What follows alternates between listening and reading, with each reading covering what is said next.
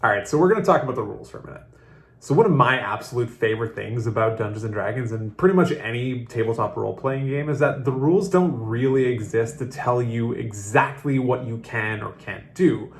The primary purpose of the rules is really to give you some kind of framework and to establish some kind of context for your players so they can get a better understanding of the parameters of your game world. So what do I mean by that? Well, to take a quote directly from Tasha's Cauldron of Everything, on page 4 it says, "The rules of D&D cover many of the twists and turns that will come up in play, but the possibilities are so vast that the rules can't cover everything. When you encounter something that the rules don't cover, or if you're unsure how to interpret a rule, the DM decides how to proceed, aiming for a course that brings the most enjoyment to your whole group." What this is essentially telling us is that while yes, the rules obviously do matter, you don't need to be completely hung up on ensuring that every single action that occurs within play fits perfectly and neatly within the confines of the player's handbook. Wizards of the Coast is essentially giving us the freedom here to deviate from their perspective if maybe it doesn't align with exactly how your game is working, or if you're unsure about something, or maybe you just don't like an interpretation of a rule. So this might seem really unnerving at first, and believe me, I absolutely remember running my first game.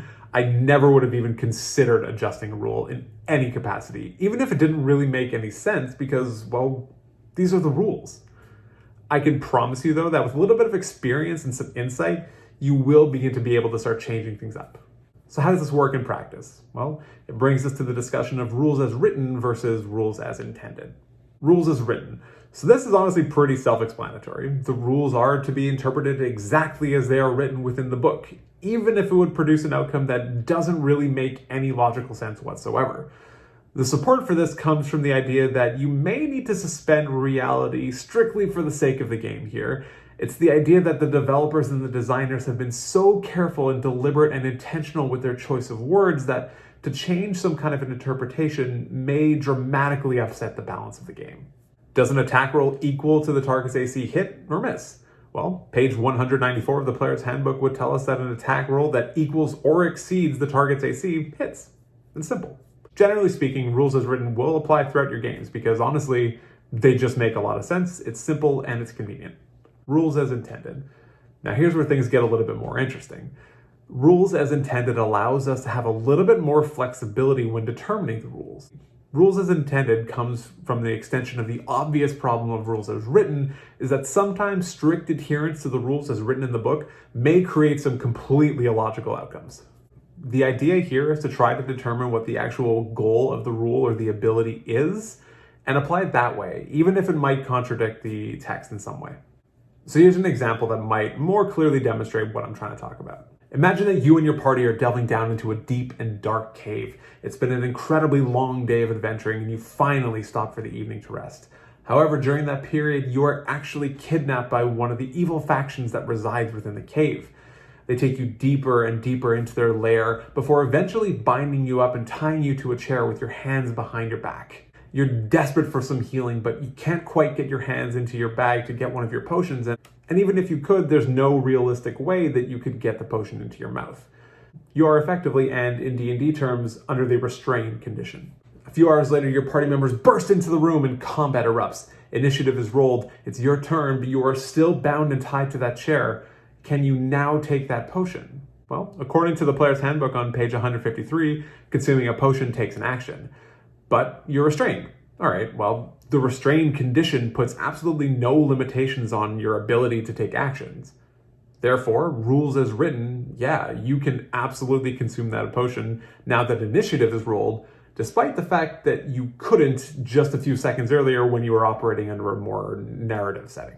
Now, this obviously doesn't really make any logical sense, and I actually have had this argument with one of my players who argued vehemently that this interpretation is 100% and unequivocally correct. And I couldn't disagree more. For me, this is a situation where rule as intended has to come into play in order for anything to actually make any sense. So to go back to our captured hostage though, I would rule that no, he can't consume that potion because it just logically makes zero sense. So you might be asking yourself, well, that doesn't really make a lot of sense either, or maybe that's not so fair. If you're not going to allow him to take any actions, then he isn't restrained, he's actually incapacitated. But he's not. I never said that he couldn't take any actions, I said that he couldn't consume a potion. He could very easily cast verbal-only spells, or maybe even take the dodge or the help actions, depending on the exact context of the scenario. The point is that there are other action options available. So there are some other rules interpretations known as rules as fun or the rule of cool.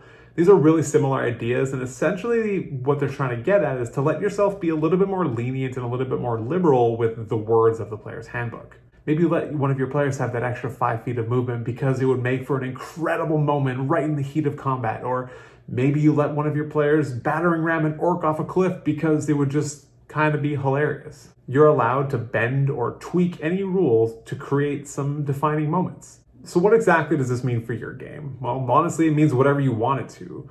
The entire point that I'm trying to make is that you just don't need to be worried about being so beholden to the rules that you just forget to have fun. Feel free to make judgment calls in the moment. Just make sure you communicate this with your players clearly beforehand, especially if you're going to be making a big adjustment to the way that you actually interpret rules moving forward.